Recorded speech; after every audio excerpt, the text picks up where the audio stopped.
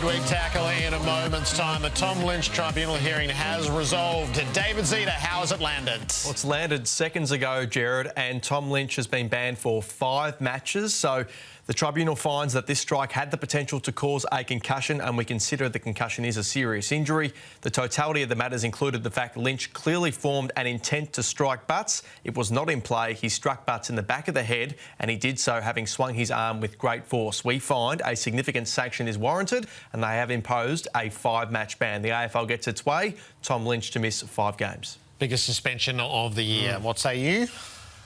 You can't argue with that, Jared. Yeah, the potential to cause serious injury, I think, was well and truly in play. It's the right outcome for an ugly incident, which has no place in the modern game. Yep, no, I agree. Let's hear the debate on Midweek Tackle with Lauren Wood. Thanks, Jared. And the biggest story of the night is, of course, the biggest suspension of the season we have had thus far. Tom Lynch banned for 5 games by the AFL Tribunal just minutes ago. Corbin Middlemiss, John Ralph, it's fantastic to have you with us. Corbin, what's your immediate reaction to this one? Probably feels about right. I didn't feel like there was a huge scope here between the low end and the high end. I thought if it was the lower end, it would be 4, and if it was the higher end, it would be 5. And sure enough, it comes back as 5 as the heaviest ban of the season so far. So we had 1 4-game sanction, and we've had 8 on 3, which are all very much football incidents. And I think we all agree this is an outlier in the set that we've seen so far. What it means for Richmond is that they're going to have an inexperienced forward line. So not only are they going to be without Tom Lynch, Noah Bolter, who was swung down there last week, in play to add a little bit of support for Tom Lynch. He's also going to be absent due to the court-enforced curfew, so he's not going to play in rounds 18 or 19. And obviously Tom Lynch is going to miss those handful of games there. This is the right suspension. It had to be 5 weeks. So Connor Nash on Brian Myers, that one was careless. It was in play. It had to be more than that when the AFL world is crying out for consistency. So Noah Bolter, off-field across summer, just starting that 7-year deal, badly let the club down. And look, this is on a lesser end of the scale, but another player finishing off a 7-year deal is going to leave them badly exposed. So spoke to Richmond tonight. So Michelty Lafau obviously out with a calf concern. So the Tigers expect that Noah Bolter will start forward against Geelong after half forward last week, because let's face it, there's no one else there.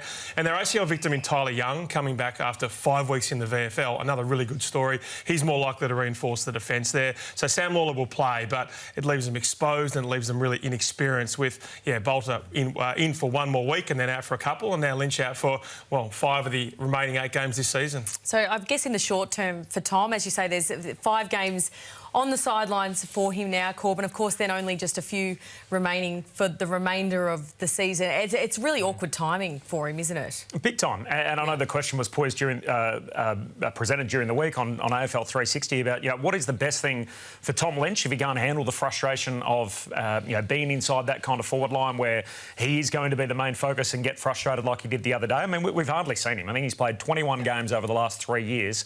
Whether it is the best thing for Richmond and for Tom, that he continues to fulfil that role in this team. And obviously that's going to be the off-season question as to, in the relatively short period of time, as to is he the best thing for Richmond going forward? Well, we see there, Ralphie, not to cut you off there, but the biggest suspensions of the season, this has plonked him well and truly at the top of that tally. And you would argue on that list of players, we see his teammate Ryan Mansell there too with a 3. He is the most experienced of any player on that list, and this is just a situation that he can't be getting himself in these moments in games. No doubt. So he's not a thug, even though the people on Twitter might like to describe him as that. But it's still not the way that you go out in your career. Alistair Lynch wasn't a thug, but, the most regrettable incident of his career was in his final game. Now, it didn't define him, but I'm sure he would have loved to have played on past that. And so I think for Tom, it's really important that he plays next year. He's keen to do that. I spoke to him a month ago. He was adamant he wanted to play, but only at Richmond and only if this club really wanted him. He's kicked 19 goals, and there's times where he's looked like, what's that Pixar movie Up? Like that old bloke. That's as old as he has looked. But he's been really handy, and he's absorbed the best defender, which is what Butts is.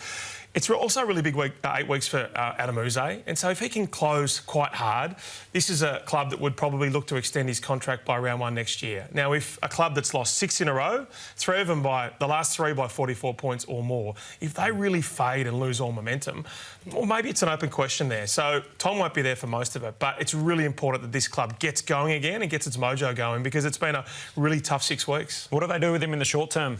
Loz. Obviously, he's not going to be playing for the next 5 weeks. How does the club handle it in the next 2 months? Yeah, it's an interesting scenario, isn't it? And probably unique in that, there's clearly something going on with his mindset. I don't think we've seen Tom quite like that for an extended period, probably ever. And as you say, Ralphie, you spoke to him a short time ago. I can't think of a player that is further from that when it comes to, when you cross paths with him off the field. If it was me and you're wanting him to play on next year, I'd be sending him away from the club at this point. I know we often see with suspensions like this, we see the player looking miserable at the back of the box and in the club polo, and everybody thinks that the right thing for them to do in that scenario is to be in the thick of it and pay their penance. But I know he's an experienced player, the most experienced player in that forward line, and he's got to be there to guide those young players. But I think particularly when we're dealing with this red mist sort of scenario, Ralphie, I'm not sure whether 2 weeks in Noosa or somewhere to potentially go and clear the head, freshen up, get this right, get this out of his game to, as I say, potentially go on next year. I don't think it could be the worst thing. Maybe, but I reckon there's kids in that club called Harry Armstrong and Tom Sims and Fawcett and Gray and Blight, key position players, forward and back, who desperately need his help and who would have looked at that and said, what the hell were you doing there? You've told us we've got to control our aggression. So I'd love him looking at tape and being on the training track and doing all those things when he does come back for those last 3 weeks, giving his all and pulling his head in. Yeah, as you say, this is paying the ultimate price, really, for something that he just has to get out of his game. Another thing that the league wants out of the game, Ralphie, is umpire contact. They've announced an immediate crackdown this afternoon on umpire contact, and it really could have ramifications for some of the league's biggest stars. We'll get to those names a little bit later, but take us through this rule change this afternoon. Yeah, so the AFL has put in effect immediately this change from round 17 onwards, which will protect umpires from careless contact. Now, effectively, if you have 4 fines, you can be directed to the tribunal and they can either heavily fine you or then they can suspend you. Now, the AFL says it's probably in the most significant cases. It wouldn't be all of those cases. The AFLPA already is furious with this. Now, they say that players are already fined too much. They just say that they were not consulted in any way. So their AFLPA interim boss, Ben Smith, tells the Herald Sun today the rule change is disappointing and that the league is unilaterally increasing its penalties without consideration. So who does this impact? We went straight to the MRO tables and straight to the emails from the AFL. And, of course, Matt Rowell is the #1 candidate here. Now, he's a $51 Brownlow medal contender. He's not in the top 10 fancies, but he's in the top 15. So we'll show you a couple of the incidents here that he's been involved in. Others that have been involved, Jackson McRae, Zach Butters has too, some Brownlow medal candidates. So the rule means that if a player is found guilty of 4 umpire contact charges, as I say, you're not automatically suspended, but you're a chance to be.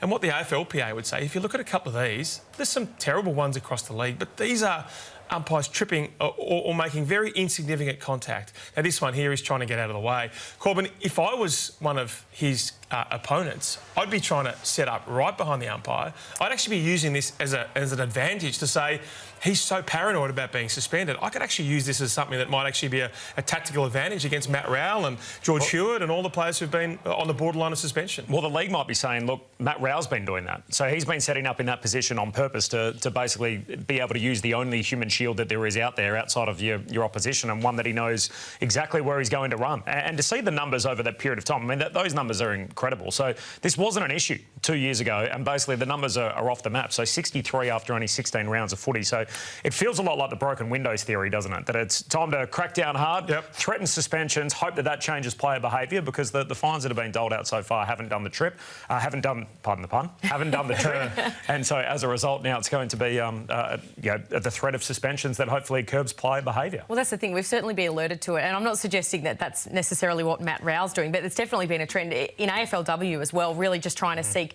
that extra space. I can see that the players are upset about this, Ralphie, particularly mid-season, but they can't say they weren't warned. This has been something that's been on the radar for the better part of 2 years. Yeah, that's right. But if I was the AFL, I'd be really wary about rules on the run, significant rule changes that could affect the Brownlow eligibility in round 17. I'd be saying $10,000 fines for any player who's involved in a second or third offence here. You get one warning and then that's it. And so I can understand why the AFLPA is upset.